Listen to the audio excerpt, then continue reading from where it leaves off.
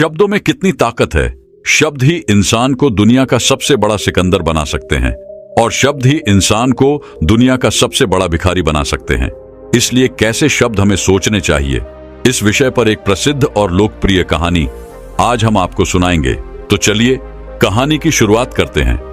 दोस्तों, एक नगर में एक महान बौद्ध भिक्षु रहा करते थे। वह बहुत ज्ञानी और बहुत ही शांत स्वभाव के थे और उनकी एक ही विशेषता थी। जब भी उनके पास कोई आता तो वह उससे केवल एक ही बात कहते थे, इन शब्दों में जीवन बदलने की शक्ति होती है। अपने शब्दों से जीवन बदलो। एक दिन वह बौद्ध भिक्षु एक मार्ग से होकर गुजर रहे थे और वह बार बार यही बात दोहरा रहे थे। उसी मार्ग से एक युवक होकर गुजर रहा था। उस युवक ने जब उन बौद्ध भिक्षु की यह बात सुनी तो वह जोर जोर से हंसने लगा और कहने लगा, अरे साधु महाराज, रहने भी दीजिए भला। इस प्रकार जोर जोर से चिल्लाने से आपकी बात सत्य नहीं हो जाएगी। ये सब सिर्फ बातें हैं। भला ऐसे कैसे हो सकता है? किस शब्दों से हमारा जीवन बदल सकता है? उस युवक की सारी बातें उन बौद्ध भिक्षुओं ने ध्यान पूर्वक सुनी और उसके बाद वह मुस्कुराते हुए उस युवक से कहते हैं, भंते, शब्दों से ही तो सब कुछ प्रकट हुआ है। अच्छे शब्दों के पीछे भी रहस्य होता है जो पूरा जीवन बदल देता है। आगे वह बौद्ध भिक्षु उस युवक से कहते हैं, देखो, मैं तुम्हें अपने अनुभव से बता रहा हूं, लेकिन फिर भी तुम्हें यकीन ना हो तो तुम इसे खुद आजमाइश कर देख सकते हो। उन बौद्ध भिक्षु की यह बात सुनकर वह युवक थोड़ा सा गंभीर हो गया। उसने काफी देर सोच विचार किया और उसके बाद उन बौद्ध भिक्षुओं से कहता है गुरुवर, अगर ऐसी बात है तो आप मेरे साथ चलिए। मेरा एक छोटा भाई है जिसकी उम्र करीब 22 वर्ष है और उसे न जाने क्या हुआ है। वह करीब 3 वर्षों से कुछ भी नहीं करता, बस लेटा रहता है। दिन भर कुछ ना कुछ सोचता रहता है। उसकी यह हालत देखकर हम सब बहुत परेशान हैं। माता पिता भी बहुत चिंतित रहते हैं। हम सब ने कई तरीके आजमाए, कई योजनाएं अपनाई, लेकिन कुछ भी काम नहीं आया। हमने कई बार उससे बात करने तक की कोशिश की, लेकिन वह हमसे कुछ भी नहीं कहता। परिवार का हर एक सदस्य अब पूरी तरह से थक चुका है, हार चुका है। आखिर वह क्या करना चाहता है, किसी को कुछ नहीं पता। और जैसा कि आप कह रहे हैं कि शब्द सचमुच जीवन बदल सकते हैं, तो क्या आप मेरी मदद करेंगे? इस पर है वह बौद्ध भिक्षु मुस्कुराते हुए उस युवक के साथ चल पड़ते हैं। वह युवक उन बौद्ध भिक्षु को एक खेत में ले जाता है और अपने भाई की तरफ इशारा करके कहता है गुरुवर, यही मेरा भाई है जो पूरे गांव में आलस और मक्कारी के लिए मशहूर है। आप कहते हैं कि शब्दों में वह शक्ति है जो हमारा जीवन बदल सकती है, तो क्या आपके शब्द इसका जीवन बदल सकते हैं? अगर यह सत्य है तो आप इसका जीवन बदल कर दिखाएं। उन बौद्ध भिक्षु ने उस युवक के भाई को ध्यानपूर्वक देखा। वह एक पेड़ खिंचाव में आराम से सो रहा था। वह बौद्ध भिक्षु उस युवक के भाई के पास पहुंचे और आराम से उसके सर पर हाथ हिलाते हुए कहते हैं, उठो बेटा, बहुत देर हो चुकी है। यह सोने का समय नहीं, यह तो जागने का समय है। उन बौद्ध भिक्षु की यह आवाज सुनकर वह लड़का थोड़ा सा अचरज में पड़ गया। आखिर कौन है जो मुझे इतने प्यार से जगा रहा है? वरना सभी गांव वाले तो मुझे आलसी और मक्कार ही कहते हैं। आखिर कौन है जो मुझे इतना अपनापन दिखा रहा है? उसने आंखें खुली और आंखें मलते हुए उसने पूछा, है गुरुवर, आप कौन हैं और यहां क्यों आए हैं? इस पर वह बौद्ध भिक्षु उस युवक से कहते हैं, बेटा, यह प्रश्न तो मुझे तुमसे करना चाहिए। तुम कौन हो, यही तो तुम्हें जानने की आवश्यकता है। उन बौद्ध भिक्षु की यह बात सुनकर वह लड़का जोर से हंस पड़ता है और कहता है गुरुवर, यदि आपको मेरे बारे में जानना है तो जाइए और गांव के किसी भी सदस्य से पूछ लीजिए। आपको पता चल जाएगा कि मैं कौन हूं। आपसे हर कोई यही कहेगा कि वह तो आलसी है, मक्कार है। वह तरह तरह के ताने सुनाएंगे, तरह तरह की बातें कहेंगे। इससे आपको यह जरूर यकीन हो जाएगा और आपको यह पता भी चल जाएगा कि मैं कौन हूं। तभी वह गुरुवर बेशक मुस्कुराते हुए उस लड़के से कहते हैं, भंते, इंसान के खुद के शब्द उसे अंदर तक चोट पहुंचाते हैं। इसलिए कभी भी अपने आप को कोसना बंद करो। सबसे पहले अपने शब्दों को सुधारो। और दूसरी बात, इंसान नहीं, उनकी आदतें खराब होती हैं। इसलिए बेटा, तुम आलसी और मक्कार नहीं हो, यह तो तुम्हारी आदत है। बस इतनी सी बात है जो यह गांव वाले नहीं समझ सकते। ये सारी बातें सुनकर वह लड़का थोड़ा सा आश्चर्यचकित रह गया, क्योंकि गांव वाले हमेशा उसे मक्कार, आलसी और तरह तरह के ताने ही सुनाया करते थे। उन बौद्ध भिक्षु की यह बात सुनकर उस लड़के की आंखों में आंसू आ गए। वह तुरंत ही दोनों हाथ जोड़कर उन बौद्ध भिक्षु के चरणों में गिर पड़ा और उनसे कहने लगा है, गुरुवर, मैं इन आदतों से बहुत परेशान हूं। मैंने बहुत कोशिशें भी की, लाख उपाय किए, लेकिन मैं अपने इन आदतों से छुटकारा ना पा सका। इन आदतों से बाहर आना बहुत कठिन है। मैंने कई बार आलस छोड़ने का प्रयास तक किया, पूरी कोशिश भी की, लेकिन कोई लाभ नहीं हुआ। मैं जब भी कोई कार्य करने की कोशिश करता हूं तो पता नहीं क्यों मेरा मन कहीं और भागने लगता है। मेरा मस्तिष्क किसी और दिशा में काम करने लगता है और मैं उस काम पर ध्यान ही नहीं दे पाता। मैं क्या करूं, कैसे करूं, मुझे कुछ भी समझ नहीं आता। जब भी मैं किताबें पढ़ने की कोशिश करता हूं तब मुझे नींद आने लगती है। मन में एक अजीब सा दर्द महसूस होता है। ऐसा लगता है कि मेरा जीवन यूं ही व्यर्थ जा रहा है। और जब मैं इस दर्द को बर्दाश्त नहीं कर पाता तो मैं सो जाता हूं, ताकि जब मैं उठूं तो मुझे यह दर्द ना महसूस हो। और अब तो मुझे यह भी यकीन हो चुका है कि मैं इन आदतों से नहीं निकल सकता। ये आदतें मुझे नहीं छोड़ने वाली। इस पर वह बौद्ध भिक्षु उस लड़के से कहते हैं, बेटा, यदि तुम इस आलस की आदत को छोड़ना चाहते हो तो मैं तुम्हें एक सही उपाय बता सकता हूं, लेकिन उसके लिए तुम्हें कल सुबह मुझे मिलना होगा। तभी वह तरीका मैं तुम्हें बताऊंगा। यदि तुम उस तरीके को सीखना चाहते हो तो कल सुबह मेरे पास चले आना। इतना कहकर वह बौद्ध भिक्षु वहां से चले गए। लेकिन उन बौद्ध भिक्षु की सारी बातें उस लड़के के कानों में गूंज रही थीं। वह यह समझ नहीं पा रहा था कि आखिर वह बौद्ध भिक्षु उसे कौन सा बात दिखाने वाले हैं। वह ऐसा कौन सा उपाय बता देंगे जिससे उसके जीवन से आलस्य हमेशा हमेशा के लिए खत्म हो जाएगा। देखते ही देखते रात हो गई। रात भर वह अपने बिस्तर पर करवटें लेता रहा और उन बौद्ध भिक्षु की बातों के बारे में सोचता रहा। इसी प्रकार देखते ही देखते सुबह हो गई और वह लड़का उन बौद्ध भिक्षु के पास जा पहुंचा। वह लड़का उन बौद्ध भिक्षु को प्रणाम करता है और कहता है गुरुवर, जैसा कि आपने कहा था, लीजिए, मैं आ गया। अब मुझे वह मार्ग बता दीजिए जिसे मैं अपने जीवन से इस आलस्य को निकाल फेंकूं। तभी वह बौद्ध भिक्षु उस लड़के से कहते हैं, भंते, जब भी तुम्हारा मन दुविधा में हो, तुम निर्णय न ले पा रहे हो और तुम्हारे मन में तरह तरह के प्रश्न उठ रहे हो कि मैं क्या करूं, कैसे करूं, इस कार्य को पूर्ण कैसे करूं, ये सब कैसे होगा, तो कभी भी अपने अतीत से नहीं बल्कि भविष्य से सोचो। इस पर वह लड़का कहता है, भविष्य से? वह भला कैसे? तभी वह बौद्ध भिक्षु उस लड़के से कहते हैं, मान लो कि तुम्हें आज किसी भी चीज की कमी नहीं है। तुम्हारे पास वह हर चीज है जो तुम चाहते हो, वो सारी सुख सुविधाएं हैं। तो अब बताओ, तुम अपना जीवन कैसे व्यतीत करना चाहोगे? उन बौद्ध भिक्षु की यह बात सुनकर वह लड़का कुछ देर के लिए सोच में पड़ गया, क्योंकि आज तक तो उसने सभी गांव वालों के केवल ताने ही सुने थे। किसी ने भी आज तक उसके जीवन के बारे में उससे बात नहीं की थी और वह गुरुवर उससे आने वाले भविष्य के बारे में उससे बातें कर रहे थे। उन बौद्ध भिक्षु की यह बात सुनकर वह लड़का खुद से प्रश्न करने लग गया कि यदि मेरे पास सब कुछ होगा, धन की कोई कमी नहीं होगी और सारी सुख सुविधाएं होंगी, तो मैं अपना जीवन कैसे व्यतीत करूंगा? कुछ देर सोच विचार करने के बाद वह उन बौद्ध भिक्षु से कहता है गुरुवार, मैं यह दुनिया घूमना चाहूंगा, पहाड़ों पर चढ़ना चाहूंगा, समुद्र की रेत पर चढ़ना चाहूंगा और मैं एक बहुत बड़ा व्यापारी बनना चाहूंगा। तभी अचानक उस लड़के का ध्यान टूट गया और वह उन बौद्ध भिक्षु से कहता है, परंतु है गुरुवर, यह सब कैसे संभव होगा? केवल मेरे मात्र सोच लेने से तो यह सब पूरा नहीं होने वाला। उसके ऐसा कहते ही उसकी अतीत में बीते हुई सारी घटनाएं उसकी आंखों के सामने से गुजरने लगी और वह एक बार फिर से निराश होने लगा। और अब वो यह सोचने लगा कि मेरे पास तो पैसे ही नहीं है, तो मैं भला व्यापार कैसे कर सकता हूं? ना ही मेरे पास व्यापार का कोई अनुभव है। ऐसी स्थिति में मैं भला यहां से कैसे निकल सकता हूं? उस लड़के के इस प्रश्न का जवाब देते हुए वह बौद्ध भिक्षुओं उस लड़के से कहते हैं, मानते हैं, हर रात में सोने से पहले तुम हर दिन अपना लक्ष्य एक पेपर पर लिखते हो और सुबह उठकर सबसे पहले उस लक्ष्य को देखो और सोचो कि उस लक्ष्य को पाने के लिए तुम आज क्या कर सकते हो।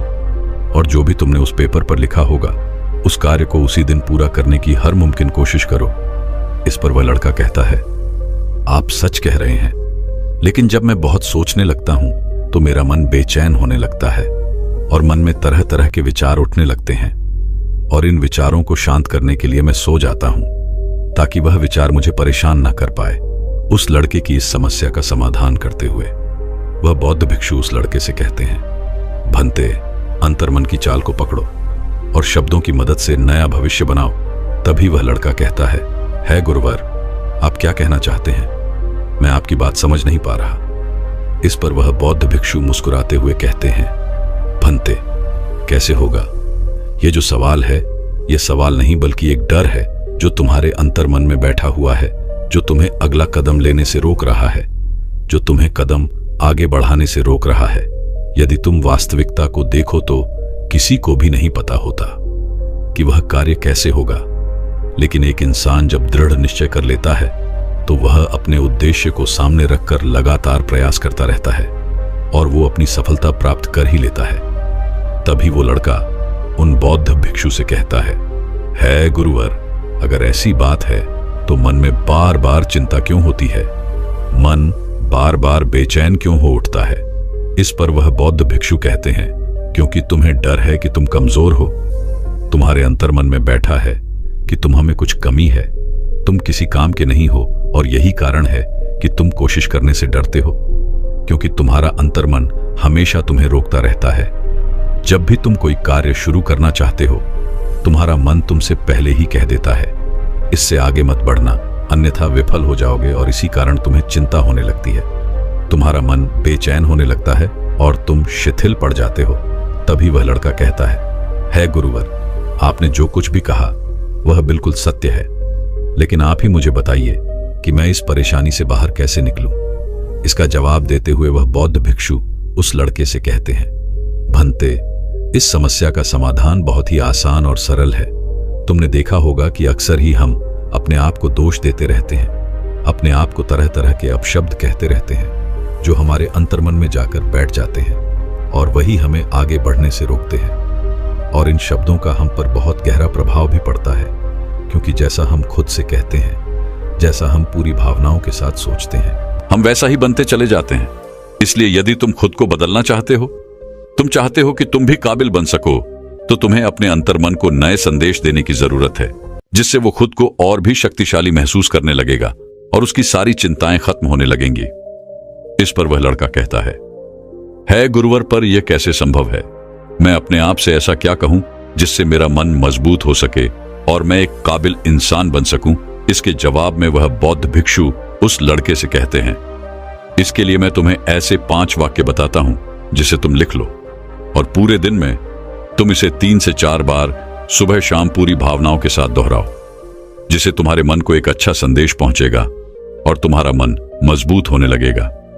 इतना कहकर वह बौद्ध भिक्षु पहला वाक्य बताते हुए कहते हैं, मेरे शरीर का हर एक कण, हर एक हिस्सा, हर एक विचार शांति और ऊर्जा से भरा हुआ है। दूसरा वाक्य, मेरे विचार, ऊर्जा और मेरा मन हमेशा मेरे नियंत्रण में है, हमेशा मेरा सहयोग करते हैं। तीसरा वाक्य, मैं अपनी सफलता के लिए प्रतिबद्ध हूं, विकास के हर मौके का स्वागत करता हूं जो मेरे सामने बड़ी आसानी से प्रकट होते जा रहे हैं, और मैं दृढ़ संकल्प और आत्मविश्वास के साथ हर दिन के लक्ष्यों को पूरा कर रहा हूं। चौथा वाक्य, मैं अपने मन के प्रति सचेत हूं और हर कमी को जीत में बदलता हूं, आलस को आराम में बदलता हूं, कमजोरी को अभ्यास में बदलता हूं, चिंता को ध्यान में बदलता हूं। पांचवा वाक्य, मैं उत्साह और ऊर्जा से भरा हुआ हूं, लगातार अपने लक्ष्यों पर काम करता हूं, सारी चिंता और सारी दुविधा खत्म होती जा रही है और मैं अपने लक्ष्य की ओर लगातार तेजी से आगे बढ़ता जा रहा हूं। आगे वह बौद्ध भिक्षु उस लड़के से कहते हैं, जितनी भावना के साथ तुम यह वाक्य बोलते हो, उसे महसूस करते हो कि मैं खुश हूं और अपने लक्ष्य की ओर आगे बढ़ रहा हूं, उतनी ही भावनाओं से ये शब्द तुम पर असर करना शुरू कर देंगे। धीरे धीरे ये शब्द तुम्हारे मन और व्यक्तित्व की सोच का हिस्सा बन जाएंगे।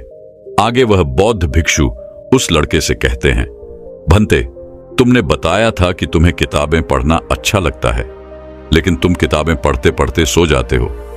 इस पर वह लड़का कहता है, हाँ गुरुवर, जब भी मैं किताबें पढ़ने बैठता हूं तो पता नहीं क्यों मुझे नींद आने लगती है और मैं सो जाता हूं।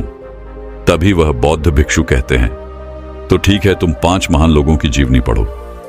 तुम्हें उनके जीवन से बहुत कुछ सीखने को मिलेगा, पर याद रहे कि तुम्हें एक दिन में सारी किताब पढ़ने की कोशिश नहीं करनी है।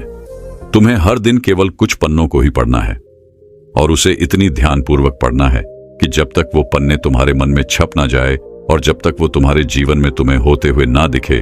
उन बौद्ध भिक्षु की यह बात सुनकर वह लड़का कहता है गुरुवर, आप जो कह रहे हैं यह केवल सुनने में अच्छा लगता है, लेकिन क्या इन सीख से मेरा जीवन सचमुच बदल सकता है? तभी वह बौद्ध भिक्षु उस लड़के से कहते हैं, भंते, मेरी एक बात याद रखना कि तुम्हारा अंतर्मन इतनी आसानी से हार नहीं मानने वाला नहीं है, लेकिन जब तुम आगे बढ़ोगे मौका मिलते ही वह तुम्हें पीछे खींचेगा। तुम्हारे अतीत में बीते हुए वह सारे कड़वे अनवर तुम्हें याद दिलाएगा ताकि तुम डर जाओ और एक बार फिर से अपने लक्ष्य का पीछा करना छोड़ दो। लेकिन तुम्हें इसकी चिंता नहीं करनी है। तुम जैसे जैसे यह शब्द पूरी भावनाओं के साथ दोहराते जाओगे, ईमानदारी से ध्यान लगाकर किताब पढ़ोगे, इसके बारे में सोचोगे, वह सारी चीजें तुम्हारे भीतर स्पष्ट होती जाएंगी और देखते ही देखते तुम्हारा आंतरिक मन सकारात्मक विचारों से भरने लगेगा।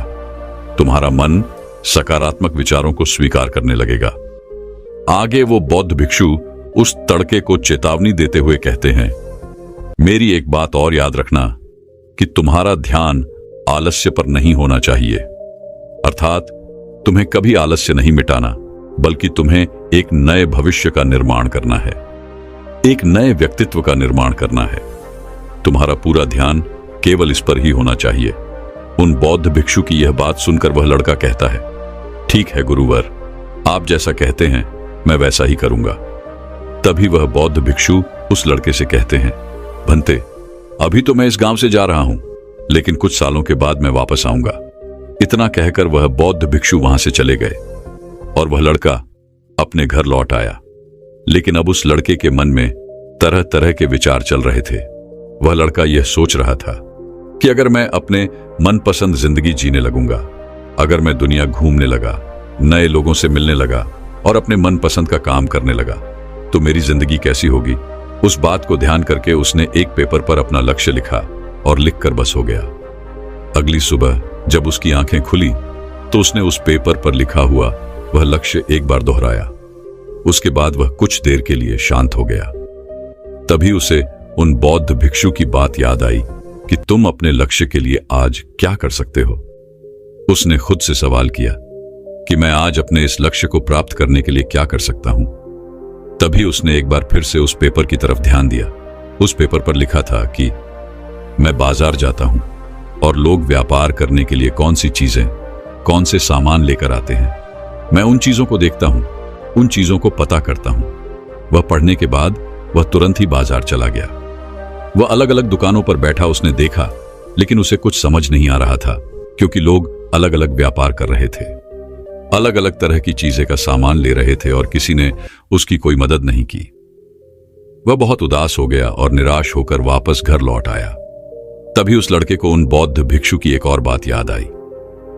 शब्दों में बहुत ताकत है और शब्द हमारा जीवन बदल सकते हैं। उस लड़के ने एक बार फिर से बौद्ध भिक्षु से मिलने की बात भी लिखी थी। वह उन्हें सुबह शाम दोहराने लगा और अब से वह हर दिन ऐसा ही करता।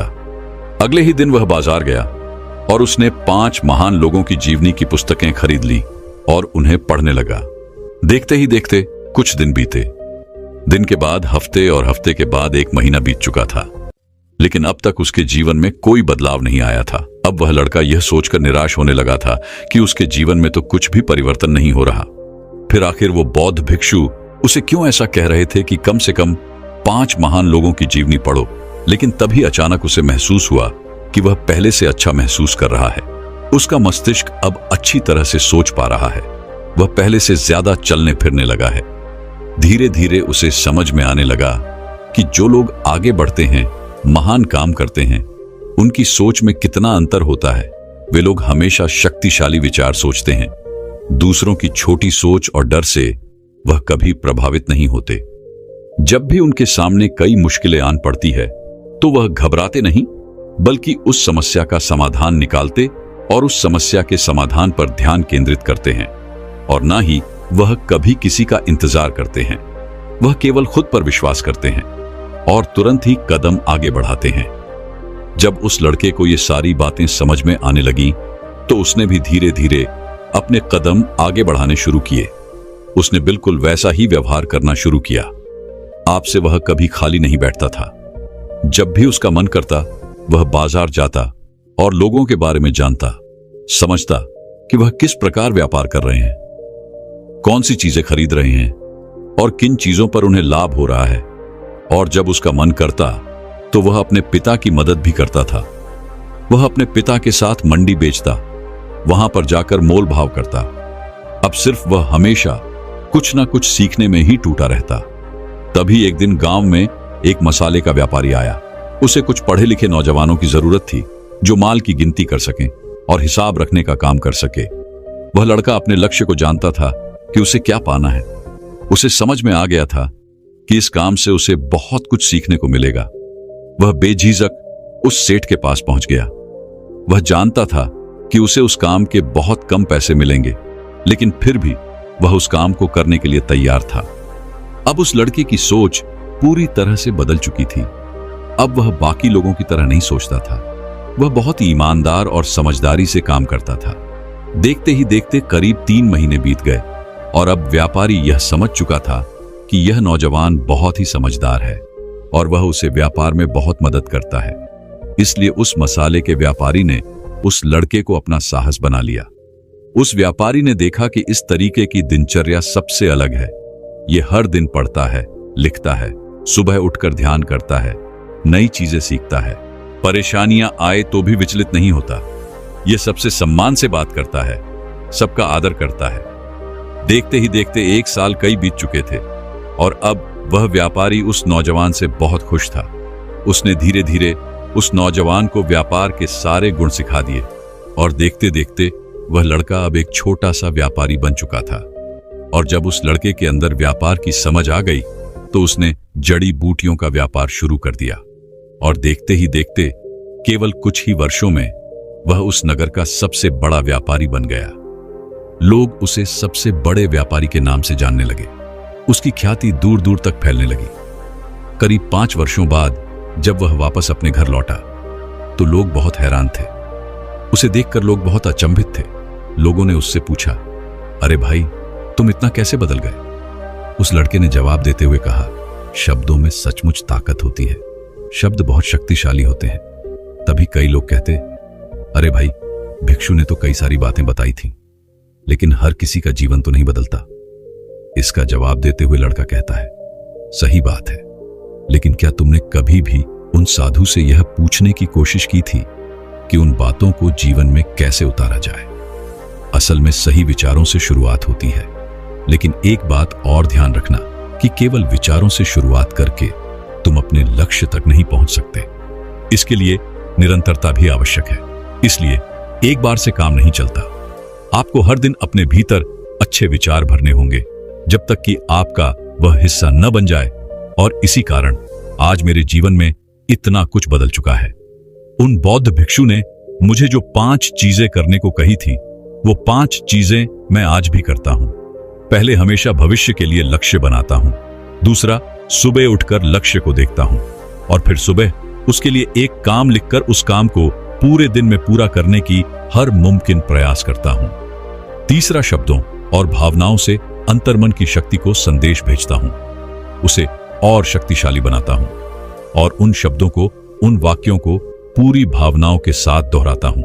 और चौथी बात, 5 महान लोगों की जीवनियों को मैं हर रोज पढ़ता हूं, क्योंकि हमारा अंतर्मन हमसे कहीं ज्यादा शक्तिशाली होता है और वह इतनी जल्दी हार नहीं मानता। इसीलिए उसे हराने के लिए निरंतरता की आवश्यकता पड़ती है। इसलिए हर दिन केवल अभ्यास करना यही सही तरीका है।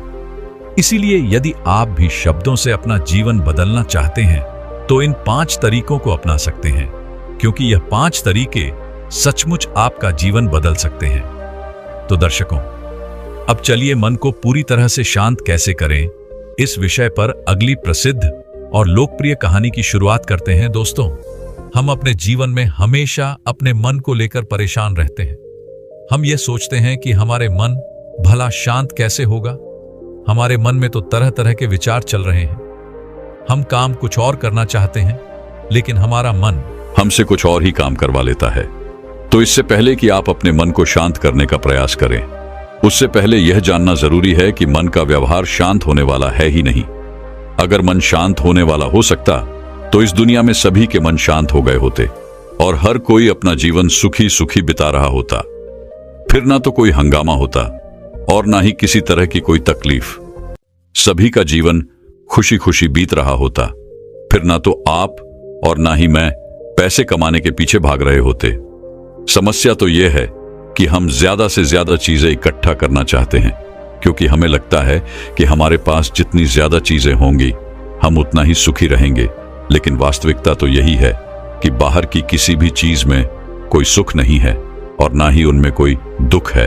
और यही कारण है कि जब हम किसी चीज के पीछे भाग रहे होते हैं, जब हम कोई चीज पाना चाहते हैं, तो उसे पाकर हमें पल भर के लिए खुशी तो मिलती है, लेकिन बाद में हम उस खुशी का एहसास नहीं कर पाते।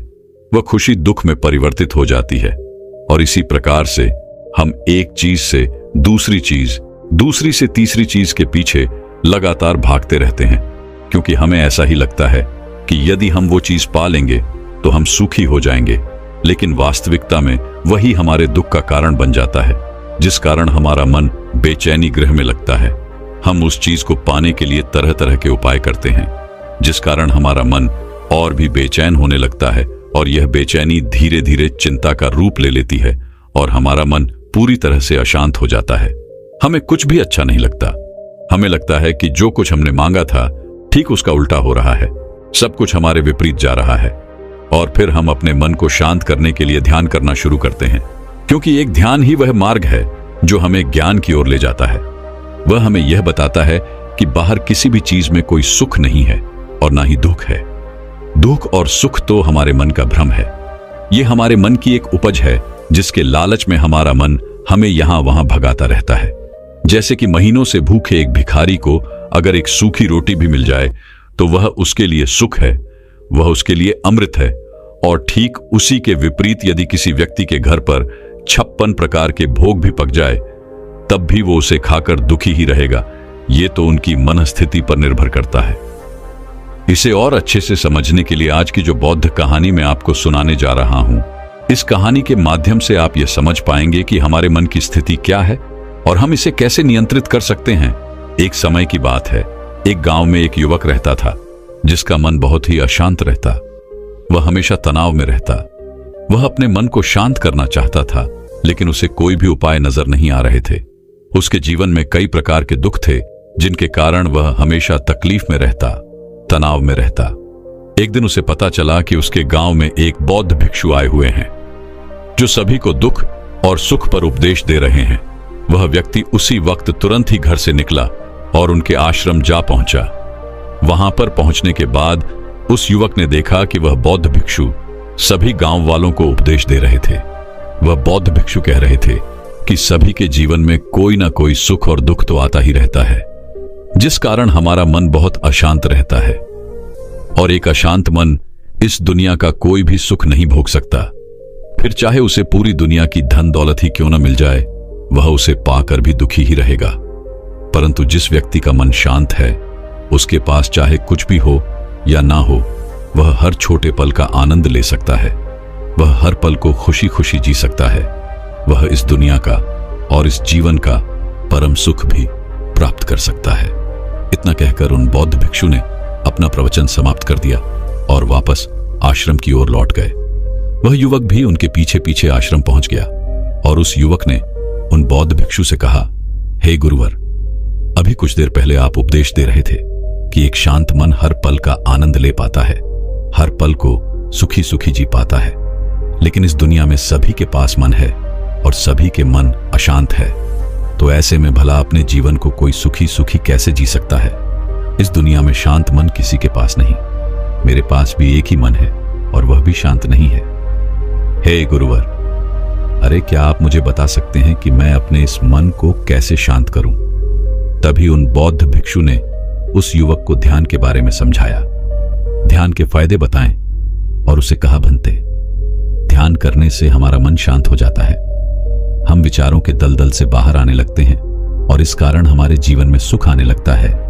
यदि तुम भी अपने जीवन में सुखी होना चाहते हो, अपने मन के इन विचारों के दलदल से बाहर निकलना चाहते हो, तो तुम्हें ध्यान करना चाहिए। तुम्हें ध्यान का अभ्यास करना चाहिए, क्योंकि यही वह मार्ग है जो तुम्हारे मन को शांत कर सकता है और तुम्हें सही राह पर ला सकता है। उस युवक ने उन बौद्ध भिक्षु की बात मान ली। उस युवक ने उन बौद्ध भिक्षु को प्रणाम किया और वापस घर चला गया। घर पहुंचने के बाद उसने ध्यान करना शुरू किया। वह रात भर ध्यान करता रहा, लेकिन उससे उसे कोई लाभ नहीं हुआ। इस कारण वो अगली सुबह फिर से उन बौद्ध भिक्षु के पास पहुंचा और उन बौद्ध भिक्षु से कहता है, हे गुरुवर, आपके कहे अनुसार मैंने रात भर ध्यान किया है, लेकिन उससे मुझे कोई लाभ नहीं हुआ। मेरा मन तो अभी भी अशांत है। आप तो कह रहे थे कि ध्यान करने से हमारा मन शांत हो जाता है। तभी वह बौद्ध भिक्षु उस युवा से कहते हैं, ध्यान कोई एक बार करने की चीज नहीं है, यह तो अभ्यास है और धीरे धीरे समय के साथ मन शांत होता जाएगा। इस पर वह युवा कहता है, हे गुरुदेव, मेरे पास इतना समय नहीं है। मुझे कोई ऐसा मार्ग बताइए जिससे जल्दी जल्दी मेरा मन शांत हो जाए और मैं खुशी खुशी अपना जीवन जीने लगूं। ऐसे तो मेरा बहुत समय बर्बाद हो जाएगा। मुझे कुछ ऐसा बताइए गुरुदेव, जिससे मेरा मन आज के आज और अभी शांत हो जाए, जिससे मैं सुख की अनुभूति कर पाऊं, मुझे सुकून मिले। उस युवक की यह बात सुनकर वह बौद्ध भिक्षु मुस्कुराने लगे। उन्होंने उस युवक से कहा, भक्त, मेरे पास तुम्हारे लिए कुछ ऐसा है जिससे तुम्हारा मन अभी के अभी शांत हो जाएगा। इतना कहकर वह बौद्ध भिक्षु अपने आश्रम में गए और अंदर से एक घड़ा लेकर आए और वह घड़ा उस युवक को थमाते हुए कहते हैं, जाओ और पास ही की बह रही उस नदी से इस घड़े में पानी भर कर लाओ। उन बौद्ध भिक्षु के इतना कहने के बाद उस युवक ने वह घड़ा हाथ में ले लिया और उसके बाद मन ही मन वह सोच रहा था कि लगता है यह गुरु पागल है, इन्हें कुछ नहीं पता। भला यह घड़ा मेरे जीवन में शांति कैसे ला सकता है, यह मेरे मन को शांत कैसे कर सकता है। लेकिन उसके पास और कोई रास्ता नहीं था, जिस कारण उसने वह घड़ा लिया और पास वाली नदी के पास पहुंच गया। उसने उस नदी में से उस घड़े में पानी भरना शुरू किया, लेकिन जैसे ही उस व्यक्ति ने उस घड़े को नदी से बाहर निकाला तो उस युवक ने देखा कि उस घड़े के चारों ओर छोटे छोटे छेद हैं, जिससे पानी तेजी से बाहर की ओर निकल रहा था। उसने लगातार कई बार प्रयास किए, लेकिन अथक प्रयासों के बाद भी वह उस घड़े को पूरा नहीं भर पाया और फिर खाना खाकर वह उन बौद्ध भिक्षु के पास वापस लौटा और क्रोधित होकर कहता है, हे गुरु, आपने यह कैसा घड़ा दिया है? इसके चारों तरफ तो छेद है, भला मैं इसमें पानी कैसे भरकर ला सकता हूं? जब भी मैं पानी भरता हूं, इस घड़े के छेदों से सारा पानी बाहर निकल जाता है। इस घड़े को मैं पूरा नहीं भर सकता। तभी वह बौद्ध भिक्षु उस युवक को शांत कराते हुए कहते हैं, भंते शांत हो जाओ, तुम्हें तुम्हारे प्रश्न का जवाब ही तो दे रहा हूं, और यदि तुम क्रोधित अवस्था में इस जवाब को सुनोगे तो इसे समझना तुम्हारे लिए मुश्किल हो जाएगा। इसलिए शांत हो जाओ और मेरी बात समझने का प्रयास करो। यह जो घड़ा मैंने तुम्हें दिया है, इसे अपना मन समझो, और मन केवल दो ही प्रकार से शांत हो सकता है। पहला यह कि तुम उसका लबाला पूरा भर दो और उसमें कुछ भी और आने जाने की जगह न बचे। क्या तुम इस घड़े को इस प्रकार भर सकते हो? इस पर वह युवा कहता है, हे गुरुवर, मैं इस घड़े को लबालब नहीं भर सकता, क्योंकि जब भी मैं इसमें पानी भरता हूं, सारा पानी तो छेद से बाहर निकल जाता है। तभी वह बौद्ध भिक्षु उस युवक से कहते हैं, ठीक इसी प्रकार हम भी अपने मन को कभी नहीं भर सकते। हम जितना इसमें डालते जाएंगे, वह सब कुछ हमारे शरीर के द्वारा बाहर आता रहेगा। फिर चाहे वह क्रोध हो, प्रेम हो, दया हो या फिर करुणा, ये सब कुछ हमारे शरीर के माध्यम से बाहर आता ही रहेगा। तभी वह युवा कहता है, हे गुरुवर, तो वो दूसरा मार्ग कौन सा है जिससे हम अपने मन को शांत कर सकते हैं? इस पर वो बौद्ध भिक्षु उस युवक से कहते हैं, दूसरा मार्ग यही है कि तुम अपने मन को पूरी तरह से खाली कर दो और उसमें कुछ भी न रह जाए। तभी आगे वह बौद्ध भिक्षु उसी व्यक्ति से प्रश्न करते हुए कहते हैं, क्या तुम इस घड़े को खाली कर सकते हो? इस पर वह युवा कहता है, हे गुरुवर, यह घड़ा तो अपने आप ही खाली हो जाएगा, मुझे इसे खाली करने की क्या जरूरत है? तभी वह बौद्ध भिक्षु उस युवक से कहते हैं, ऐसे नहीं, इसमें तुम पानी डालते रहो और इसे खाली करके दिखाओ। तभी वह युवा कहता है, हे गुरुवर, यह कैसी बात हुई? अगर मैं इसमें पानी डालता रहूंगा तो यह खाली कैसे होगा? ना तो यह खाली होगा और ना ही भरेगा। इस तरह से तो मेरा पूरा जीवन लग जाएगा, लेकिन ना मैं इसे खाली कर पाऊंगा और ना ही यह भरेगा। इस पर वह बौद्ध भिक्षु कहते हैं, तुमने तो राज की बात खुद ही बता दी। युवक बड़े अचरजता से कहता है, कौन सी राज की बात? तभी वो बौद्ध भिक्षु कहते हैं, हम जीवन भर अपने मन में बाहर का कूड़ा कचरा डालते रहते हैं और वह सब हमारे शरीर से बाहर आता रहता है। ना तो हमारा मन कभी भर पाता है और ना ही कभी खाली हो पाता है, और हम जीवन भर इसी प्रक्रिया को दोहराते रहते हैं, जिस कारण हमारा पूरा जीवन निकल जाता है। ना तो हम अपने मन को कभी भर पाते हैं और ना ही हम इसे कभी खाली कर पाते हैं। तो इस घड़े को पानी से भरने में अपना समय व्यर्थ समझ रहे थे। तुम्हें ऐसा लग रहा था कि इस प्रकार से तुम्हारा जीवन पूरी तरह से बर्बाद हो जाएगा। तुम अपना समय बेकार कर रहे हो, लेकिन क्या तुमने एक पल के लिए यह नहीं सोचा कि इसी प्रकार तो तुम अपने मन को भरने में भी लगे हुए हो? क्या इससे तुम्हारा समय बर्बाद नहीं हो रहा? क्या इससे तुम्हारा जीवन बर्बाद नहीं हो रहा? उस युवक को अपनी गलती का एहसास हुआ। वह तुरंत ही उन बौद्ध भिक्षु के चरणों में गिर गया और उन बौद्ध भिक्षु से कहता है, हे गुरुवर, आपने सच कहा। मैंने कभी भी इसके बारे में नहीं सोचा कि मैं अपना जीवन अपने आप ही बर्बाद कर रहा था। हे गुरुदेव, मैं तो इस बात से अनजान था, लेकिन आज आपने मेरी आंखें खोल दी। आप ही मुझे बताइए कि मैं अपने मन को खाली कैसे कर सकता हूं। तभी वह बौद्ध भिक्षु कहते हैं, भक्त, ये तो बहुत ही सरल है। बाहर का कूड़ा कचरा अपने भीतर मत जाने दो। इस प्रकार तुम्हारा मन अपने आप ही खाली हो जाएगा। हे गुरुदेव, ये कैसे संभव है? जो भी हम देखते हैं, सुनते हैं, वो हमारे मन में ही तो जाता है, वो हमारे भीतर की ओर ही तो जाता है। फिर मैं उसे कैसे रोक सकता हूं? इस पर वो बौद्ध भिक्षु मुस्कुराने लगे और उस युवा से कहते हैं, भक्त, मैं तुम्हें यही तो समझाने का प्रयास कर रहा हूं कि मन को केवल ध्यान से ही जीता जा सकता है, और एक दिन ध्यान करने से कुछ नहीं होने वाला। हमें इसके लिए समय देना होगा, हमें इसके लिए धैर्य रखना होगा, इसका निरंतर अभ्यास करना होगा। आगे वह बौद्ध भिक्षु उस युवक से कहते हैं, भंते, क्या तुम्हें प्यास लगी है? युवक कहता है, हाँ गुरुदेव, मुझे बहुत जोरों की प्यास लगी है।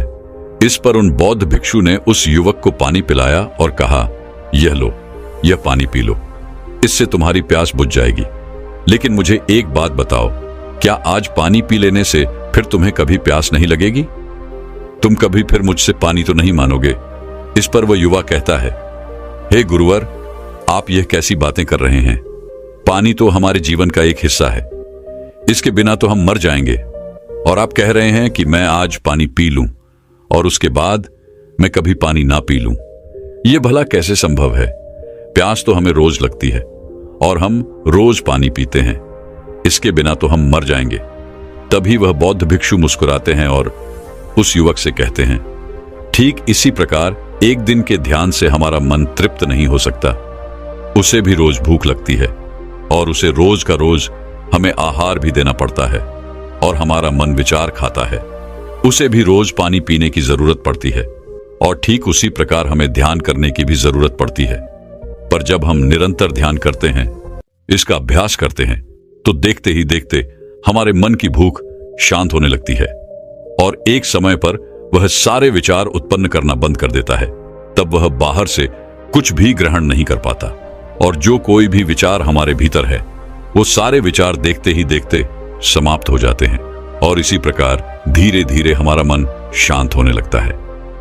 आगे वो बौद्ध भिक्षु उस युवक से कहते हैं, भंते, तुम ही तो कह रहे थे कि तुमने रात भर ध्यान किया है, लेकिन उसके बाद भी तुम्हारा मन शांत नहीं हो रहा।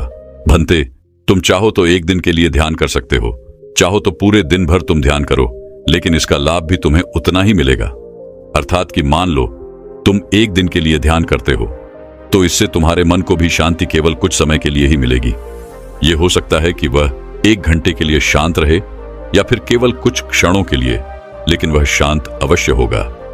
लेकिन जैसे ही उसे फिर से भूख लगेगी, वह फिर से अशांत हो जाएगा, वह फिर से यहां वहां भागने लगेगा, और वह अपने विचारों की तलाश में आगे बढ़ेगा, क्योंकि उसे भी तो भूख लगी है, उसे भी तो खाना चाहिए, उसे भी तो पानी चाहिए। जैसे कि जब तुम्हें भूख लगती है तुम अशांत हो जाते हो, क्योंकि तुम्हें भोजन चाहिए, पानी चाहिए, ताकि तुम अपने पेट की इस भूख को मिटा सको और तुम्हें शांति मिले। इस पर वह युवा कहता है, हे गुरुवर, आप सत्य कहते हैं, मैं ही गलत था, मेरी ही गलती है। हे गुरुवर, मैं अपने मन को अवश्य शांत करके रहूंगा, फिर चाहे इसके लिए मुझे कितना भी समय क्यों न लग जाए। मैं भी उस सुख को प्राप्त करके ही रहूंगा। अब से मैं अपना समय यूं ही व्यर्थ नहीं गमाऊंगा। मैं इस खाली घड़े में पानी भर के अपने जीवन को बर्बाद नहीं करना चाहता। मैं अपने मन को शांत करके ही रहूंगा। मैं अपने मन को पूरी तरह से खाली कर दूंगा। इतना कहकर उस युवक ने उन बौद्ध भिक्षुओं को प्रणाम किया और वापस अपने घर की ओर लौट गया। दोस्तों, हम लोगों के जीवन में भी कई प्रकार की समस्याएं हैं और हम उन समस्याओं का समाधान करना चाहते हैं, और अंत में हमें जो मार्ग मिलता है वह है ध्यान। हम ध्यान तो करना चाहते हैं, लेकिन हम उसके परिणाम को तुरंत पाना चाहते हैं। जब हम शुरू में ध्यान करते हैं तो हमें उसका कुछ भी लाभ नहीं मिलता और हमें लगता है कि यह व्यर्थ है, इससे हमें कोई भी फायदा नहीं होने वाला, क्योंकि हमें तो सब कुछ जल्दी जल्दी चाहिए। लेकिन वास्तविकता तो यही है कि ध्यान सब्र और समय मांगता है और साथ ही उसे शांति भी चाहिए। परंतु हम तो इतने अशांत हैं कि हमारे भीतर ये तीनों चीजें नहीं हैं। इसलिए अपने भीतर धैर्य पैदा करें। जब आपके भीतर धैर्य पैदा होगा तभी आप सब समय और शांति के महत्व को समझ पाएंगे, और फिर आपका समय चाहे कैसा भी क्यों ना चल रहा हो, आप हर समय खुश रहना सीख जाएंगे। अगर आपका मन अशांत है तो यह किसी और के हाथों में नहीं है कि वह आपके मन को शांत कर सके। यह तो आपके हाथों में है कि आप अपने मन को किस प्रकार और कितनी देर तक के लिए शांत कर सकते हैं। दोस्तों, आप ही में से कई लोगों ने मुझसे यह प्रश्न भी किया था। रात को सोने से पहले जब हम कोई लक्ष्य निर्धारित करते हैं और सुबह जब उस पर काम करने का वक्त आता है तो हम उसका कार्य को नहीं करना चाहते, बल्कि हमारा मन यह कहता है कि इस कार्य को हम कल करेंगे, और इसी प्रकार हम उसे टालते चले जाते हैं। या फिर कुछ लोगों के साथ ऐसा भी होता होगा कि वे लोग जब रात्रि को लक्ष्य निर्धारित करते हैं तो अगली सुबह पूरे जोश और उत्साह के साथ उसे करना शुरू कर देते हैं। 1 दिन, 2 दिन, 3 दिन, और उसके बाद उनका वो जोश और उत्साह पूरी तरह से खत्म हो जाता है, क्योंकि उन्हें उसके कोई परिणाम नजर नहीं आते। और फिर हम मायूस हो जाते हैं, निराश हो जाते हैं कि हमें तो उसकी तरफ कोई परिणाम मिल ही नहीं रहे, तो मैं इस कार्य को क्यों करूं, मैं अपना समय इस पर व्यस्त क्यों करूं। इन दोनों प्रश्नों का एक ही उत्तर है, और वह यह है कि जो भी लक्ष्य आपने निर्धारित किया है, आप उस लक्ष्य के प्रति पूरी तरह से सचेत नहीं हैं, उस लक्ष्य के प्रति पूरी तरह से समर्पित नहीं है। आप पूरे दिल से नहीं चाहते कि वह लक्ष्य आप प्राप्त करें। यदि आप पूरे दिल से उस लक्ष्य को प्राप्त करना चाहते हैं, उसके प्रति समर्पित हैं, तो आज नहीं तो कल आपका मन अवश्य आपका साथ देगा और आप उस लक्ष्य को अवश्य पाकर ही रहेंगे। हो सकता है कि शुरुआत में आपका मन आपको यहां वहां भटकाए, जैसे कि अभी आपको भटका रहा है, लेकिन आप यदि उस पर नियंत्रण कर लेते हैं तो वह मन आपका सारथी बन जाएगा और खुद ब खुद वह आपको आपके लक्ष्य के मार्ग पर आगे की ओर ले जाएगा, जिससे आप अपने लक्ष्य की ओर लगातार तेजी से आगे बढ़ते जाएंगे, और फिर जैसा भी आप चाहें आपका मन वैसा ही करेगा। दोस्तों, मैं उम्मीद करता हूं कि यह कहानी सुनने से आपके जीवन में अच्छे बदलाव आए होंगे। आपको इस वीडियो से क्या सीखने मिला, ये कमेंट करके जरूर बताएं, और अपने परिवार, दोस्तों या आपके करीबी इंसान के साथ ये कहानी शेयर करके उन्हें भी इस ज्ञान से परिचित करवाएं। बाकी अगर आपको यह वीडियो दिल से अच्छी लगी हो तभी इस वीडियो को लाइक कर देना, और आपने अब तक इस चैनल को सब्सक्राइब न किया हो तो चैनल को सब्सक्राइब भी जरूर कर देना। आपका हर दिन शुभ हो और खुशियों से आपका जीवन भरा रहे। धन्यवाद। नमो बुद्धाय।